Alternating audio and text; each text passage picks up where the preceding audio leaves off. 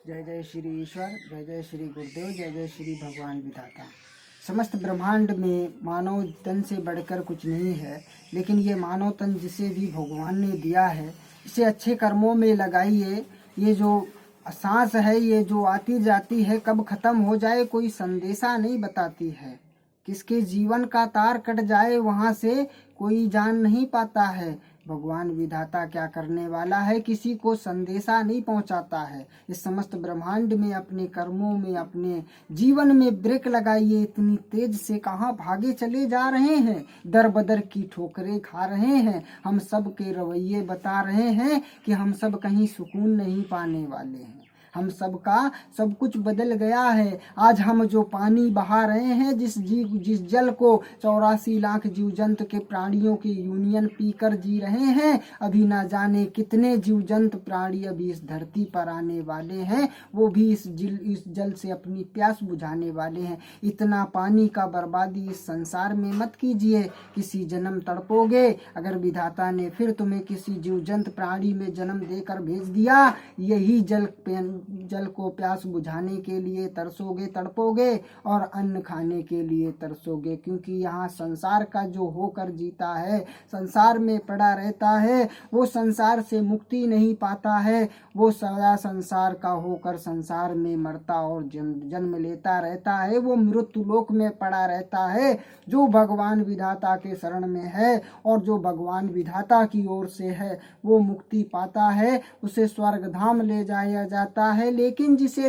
रास्ता पता है स्वर्ग के धाम तक जाने की, वही स्वर्ग पहुंच पाता है। जिसे रास्ता नहीं पता है, वो तो सदा भटक जाता है और भटकता रहता है। हमें जाना कहाँ है ये पता कीजिए। संसार का रास्ता तो सबसे पूछ लोगे, कौन बताएगा कि स्वर्ग धाम कहाँ है, कैसे जाना है। अरे जिसे पता है स्वर्ग धाम जाने का रास्ता, वो पहुंचा सकता है। हर कोई ऐसे स्वर्ग धाम थोड़ी पहुंच सकता है।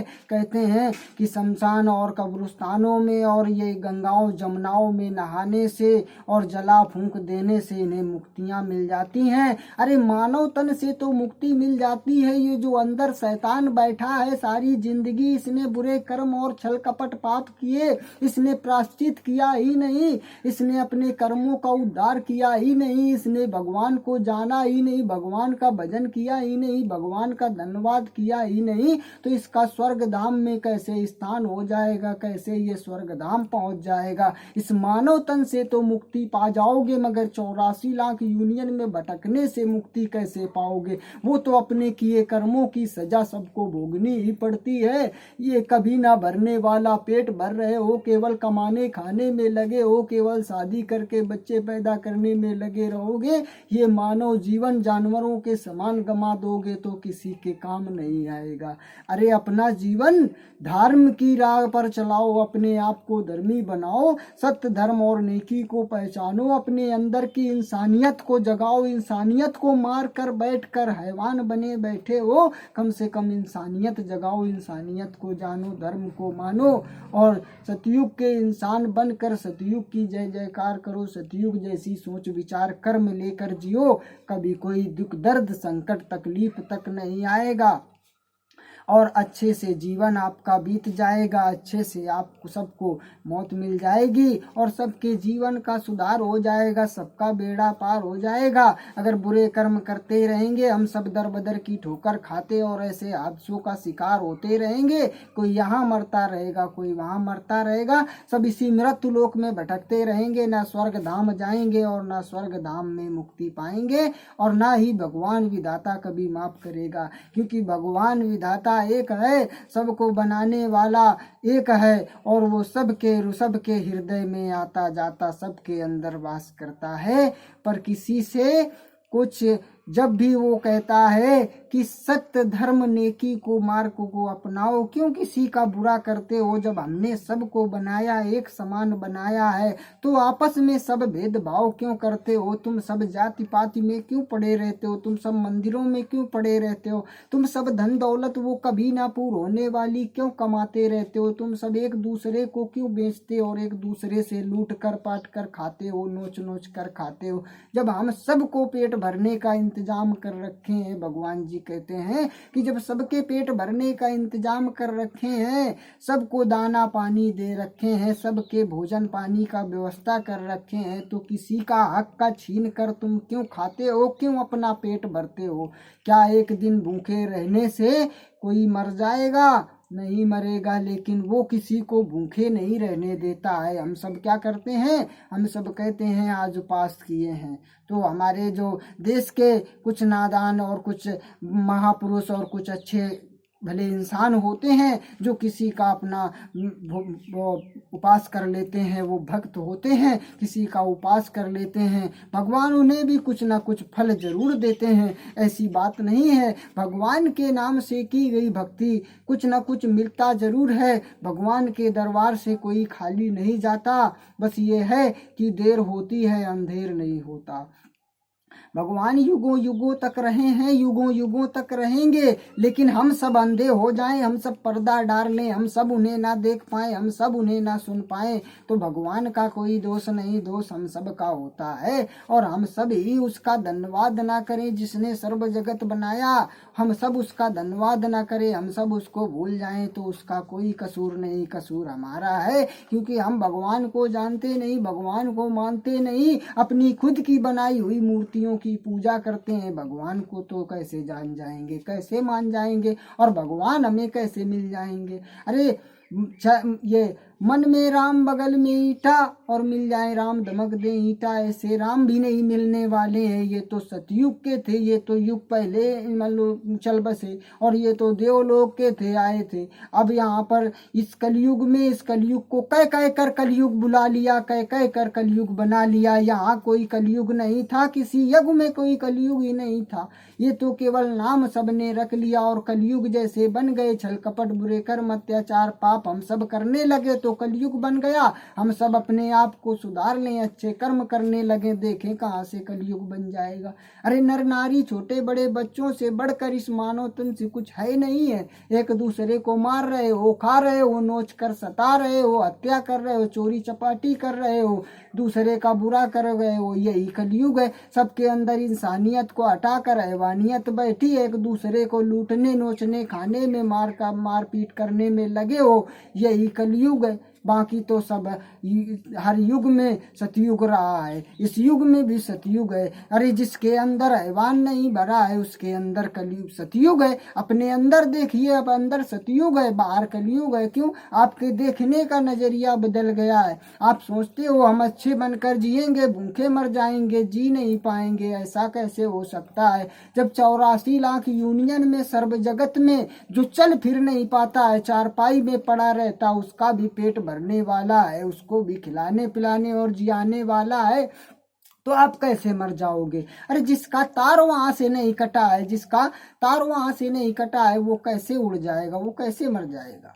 जब वहां से तार कट गया है, यहाँ सारी दुनिया लगी रहेगी, कैसे वो ठीक हो जाएगा? इसलिए सर्व जगत में, समस्त ब्रह्मांड में कोई किसी के विरोधी मत बनो, कोई किसी को मत सताओ, कोई किसी की हत्या मत करो। सब एक दूसरे के प्रेमी हेती व्यवहारी बनकर जियो, और सब एक दूसरे से प्रेम करो। जब सब एक दूसरे से प्रेम करोगे, यहाँ हैवानियत नहीं रह जाएगी। जब तक एक दूसरे को सताते, मार कर खाते, छीनते रहोगे और एक दूसरे को दुख दर्द देते रहोगे, तब तक सबके अंदर हैवानियत भरी रहेगी, और सब इंसानियत नहीं पाओगे, और सब ऐसे ही दर बदर की ठोकरें खाते रहोगे, कभी सुख चैन नहीं पाओगे। इसलिए सबसे प्रेम करो।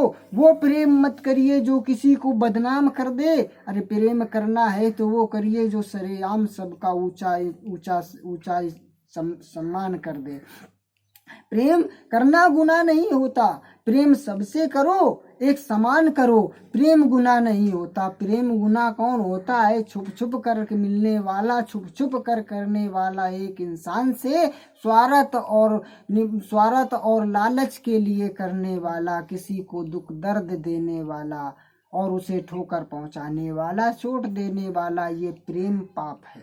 ये प्रेम नहीं पाप है। जो इंसान ऐसे कर्म करता है वो पापी है, वो धर्मी नहीं है। इसलिए कभी छल कपट बुरे कर्म और बुरी भावना से किसी से प्रेम नहीं करना चाहिए। प्रेम तो अनंत जीवन है। प्रेम में अगर कोई रोए, कोई गिड़गिड़ाए, कोई दुखी हो जाए तो ये प्रेम बेकार है। प्रेम सिर्फ खुशियाँ देता है। प्रेम खुश करने के लिए, प्रेम अनंत जीवन पाने के लिए, प्रेम किसी को बदनामी नहीं कराता। प्रेम सबको अनंत जीवन देता है और प्रेम सबके जीवन में खुशियाँ भरता है। प्रेम तो भगवान का दिया प्रसाद है। जिसे मिल गया वो मेहरबान है, जिसे नहीं मिला बेचारा तड़प रहा है।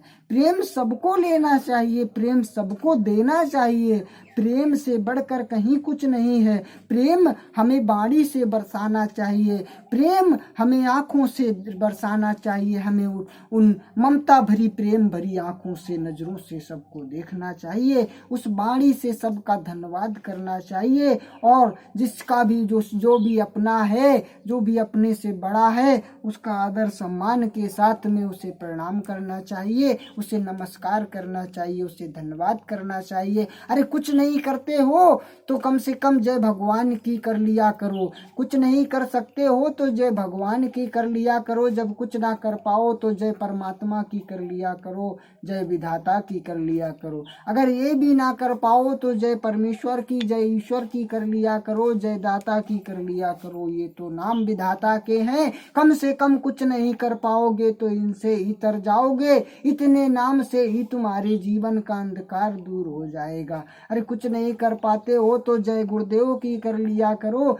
कम से कम कुछ नहीं कर पाते हो तो सत्य धर्म की जय कह लिया करो। अरे छल कपट बुरे कर्म अत्याचार पाप का सर्वनाश कर लिया करो। अरे सत्य की जय और धर्म की जय हो, अधर्म का नाश हो, पाप का विनाश हो, पापी पाखंडियों का सर्वनाश हो। इतना तो सबको ही कह लेगा। इसलिए कहते हैं मेरे भाइयों बहनों, जो भी हो, इस वीडियो को इतना शेयर करिए कि संसार के हर भक्तों के पास में ये वीडियो पहुंच जाए और जो अंधकार में जी रहे हैं उनके अंदर प्रकाश पहुंच जाए। इस वीडियो को देखने वाले इस वीडियो को इतना शेयर करो कि हर किसी के पास पहुंचा दो। कोई भी भाई बहन, छोटे बड़े बच्चे हों, हम सब से कहते हैं, आपके आगे हाथ जोड़ते हैं कि ये वीडियो सबके पास पहुंचा दीजिए। इसे इतना शेयर करिए कि हर किसी के प्रोफाइल में ये वीडियो पहुंचा दीजिए। एक बार आपके आगे हम हाथ जोड़ते हैं कि ये हर किसी के पास वीडियो पहुंचा दीजिए। अरे कुछ नहीं कर सकते हैं तो कम से कम इस भक्त की मदद ही कर दीजिए।